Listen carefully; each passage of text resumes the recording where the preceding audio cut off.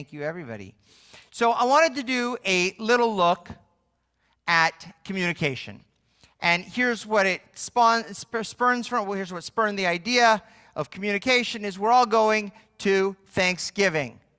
And at Thanksgiving, we give thanks, hopefully.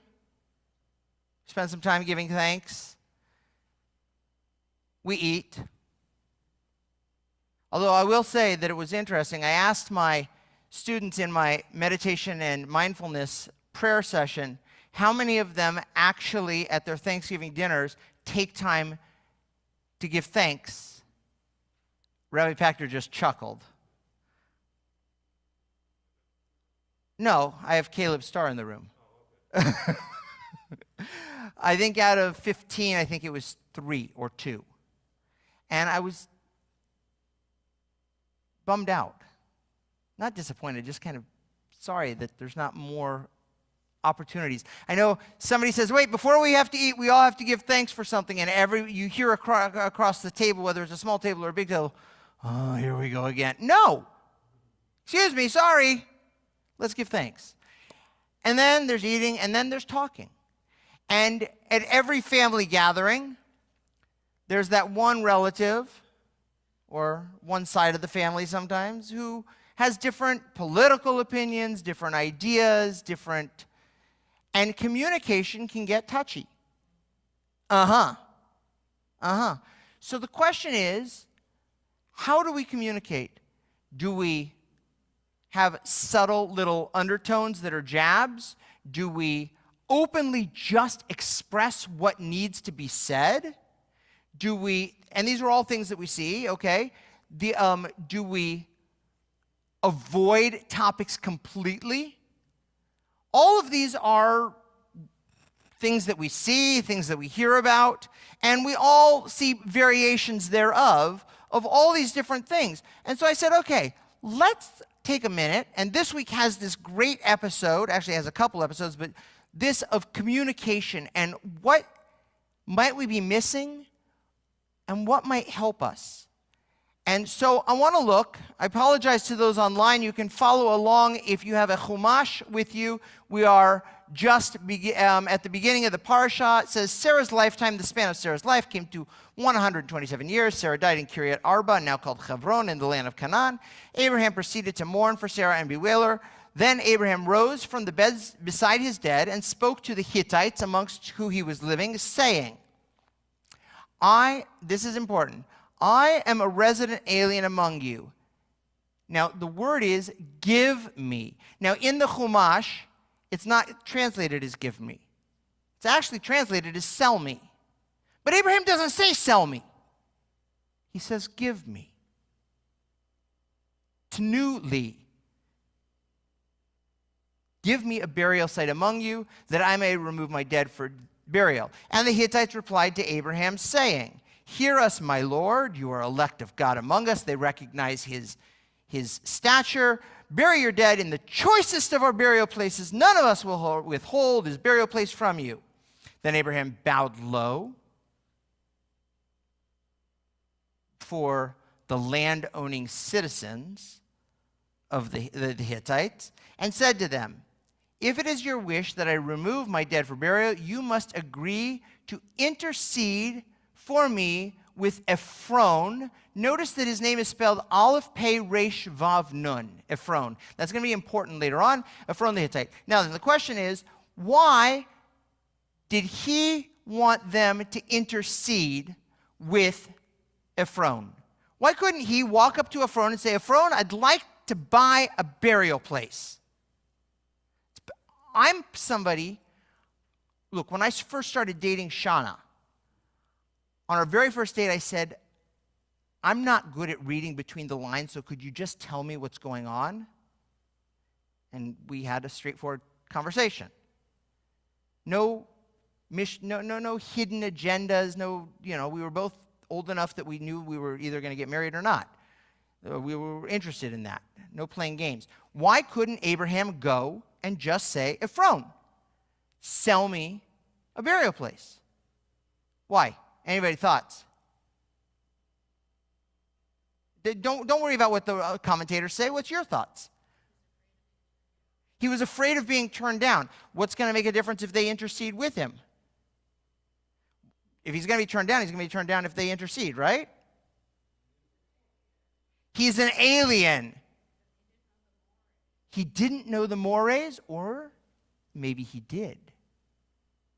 He didn't know the mores, so maybe there are underlying cultural things. But if I didn't know the mores, I would be, well, I don't know. Would I be direct, or would I ask for some help from the locals?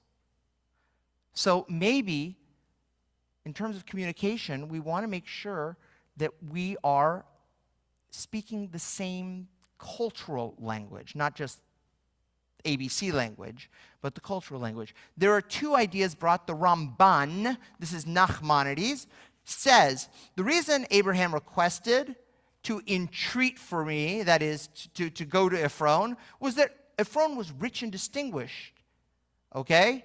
It would therefore not be to his honor to sell his inheritance land. If you're rich, you don't need to sell land.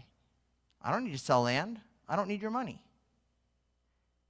So Abraham, okay, it was for this reason that Abraham did not go to Ephron to offer him an inflated price for the field, but instead asked the city people to entreat, because otherwise he wouldn't do it. Sforno says, actually, that he will sell me, please intercede with Ephron, that he will sell me this cave, even though it's not an agreeable thing for a highly placed person to sell any portion of his land holdings. There's a concept that says in the Hittite society, you don't sell land. You can pass it on to family members, but you don't sell it outside the family. So Abraham, either aware or not aware of the cultural mores, asked people to step in. The next thing says, let him give it to me. This is from the Torah itself. Let him give it to me. V'yitenli, the cave of the Machpelah that he owns, which is at the edge of his land, let him give it to me at the full price. Wait a second. If you're giving, what's full price about? What? 0. If you give something, the price is 0. So why does he say give it? So the Ramban comes and rescues us and says that the intent of this is that he may give it to me in such a way that I'll consider it a gift. Because you could give a piece of land, you just can't sell a piece of land. If we understand where somebody is coming from, perhaps we can in-tune what's needed to achieve something. Now, my father has taught me a lot of lessons in life. He's a businessman. He was a real estate investor and developer. And one of the things that he taught me is, he said, the fastest way to get a deal done is to just say yes. Worry about the details later, but just say yes. He, like me, is fairly direct. If you want to get something done, just do it. Maybe that's a great piece of advice, and maybe sometimes I saw him, or was witness, indirectly to deals that fell through because it wasn't nuanced. Sometimes saying yes is absolutely the right thing to do because you don't play around with the games, you just get it done. But sometimes there's nuance. How do we know when there is nuance needed and not? It's a difficult thing. But the more that we pay attention, the more that we're able to focus, the better. I want to keep going. Ephron was present among the Hittites, so Ephron, the Hittite, answered Abraham in the hearing of the Hittites, the assembly in his town's gate, saying, no, my lord, hear me. I give you the field. I give it to you. Natati lach. I give you the cave it's in. I give it to you, give it to you, give it to you. Bury your dead. Then Abraham bowed low before the landowning citizens. Did Ephron really intend this?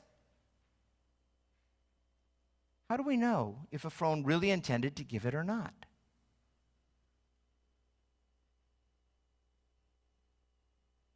And he spoke to Ephron in the hearing. Abraham spoke. He bowed low, taking a minute to observe and to show respect.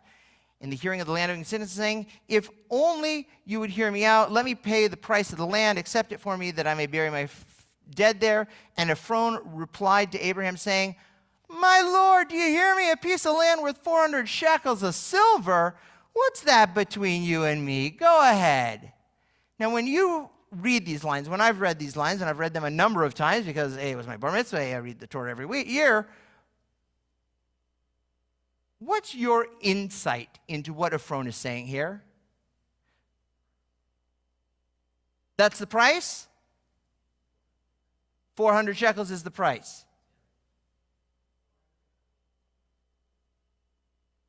The 400 shekels is no big deal. But does Abraham have to pay it or not? Mark Roth says no. He said it's yours, it's yours. Take it at face value. Okay? One of my coaches, my professional coaches, who I've worked with over the years here to try and help me, work with the board, work with the congregation, said, take people at face value. If they say something to you, don't read into it, because sometimes that will get you in trouble. Just take it at face value. What is the face value here of the statement? It costs 400 shekels, or it's yours? Somebody tell me. It's a gift. Okay, so he said it's yours, it's yours. Anybody want to say that maybe it's not that? What? Well, there's two beholders. There's one saying it and one.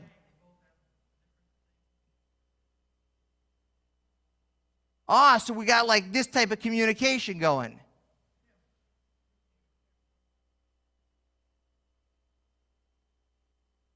The lawyer in the room. If he pays for it, he has a stronger claim for it when somebody says it's not actually yours. Get it in the contract. Yes? What does the accountant say? Agreed with which? Oh, the accountant agrees with the attorney. Always what? Always the accountant agrees with the attorney, says the attorney in the room.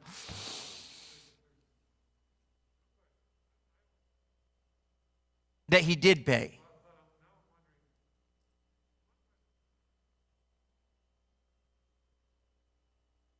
Is he supposed to pay, and does he own it?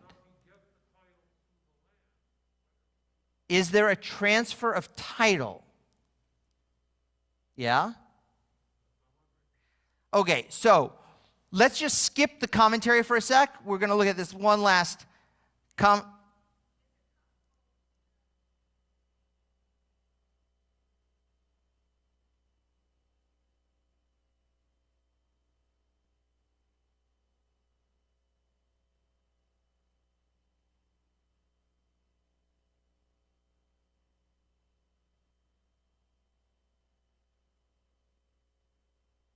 Well, it says right here that this was public.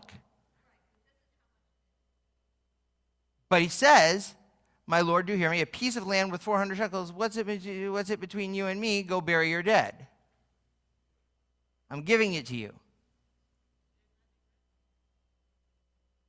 It's verbal. So look at the next one. Abraham accepted Ephron's term. This is written with a vav.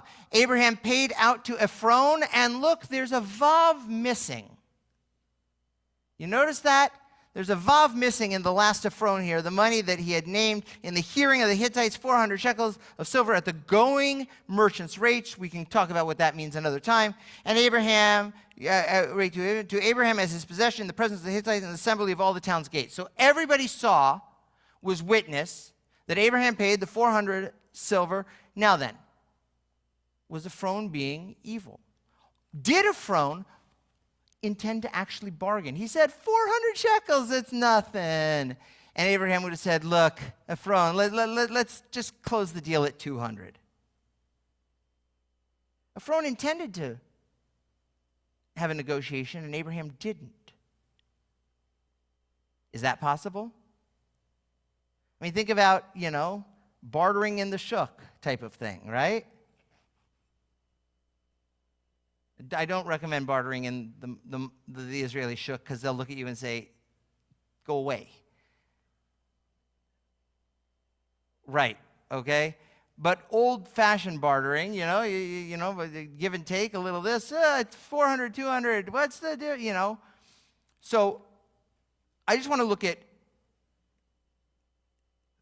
Ramban Nachmanides says, according to Onkelos, now Onkelos translated the Torah into Aramaic, and as we know, every translation is an interpretation, and so we use Onkelos's translation into Aramaic, the spoken lingua, to understand it a little better. And according to Onkelos' opinion, the intent is that the land was worth. So he translated land worth 400 shekels of silver.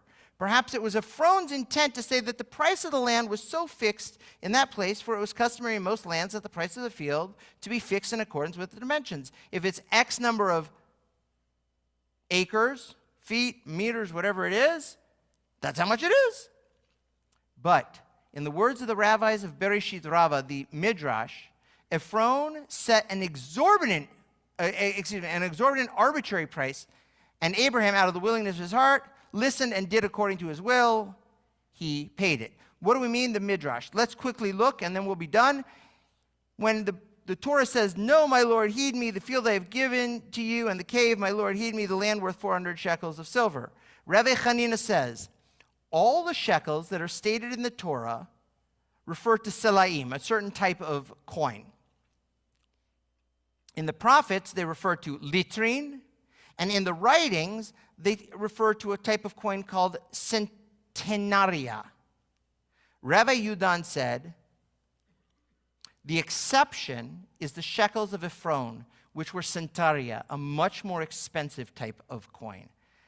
Okay, skip to where it says, a greedy man rushes after wealth.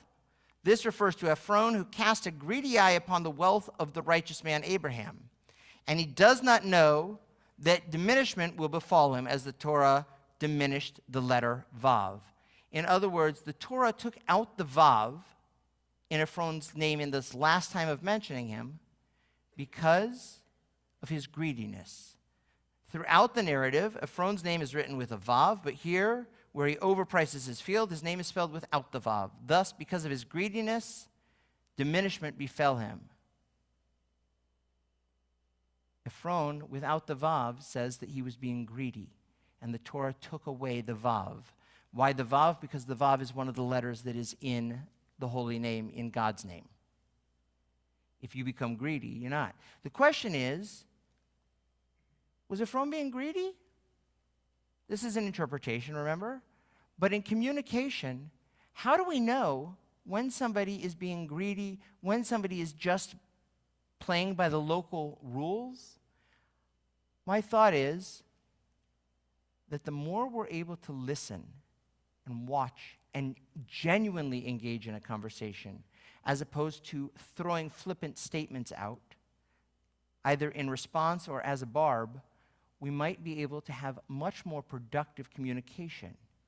And we might be able to understand what each person is saying if we ask questions or ask for help.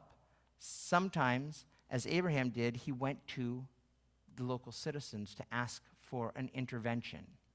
It is then that perhaps the clearest communication can come, when we ask for other people to be involved in the conversation to help us navigate those rough bumps at our Thanksgiving tables. May they all be filled with goodness and no bumps at all.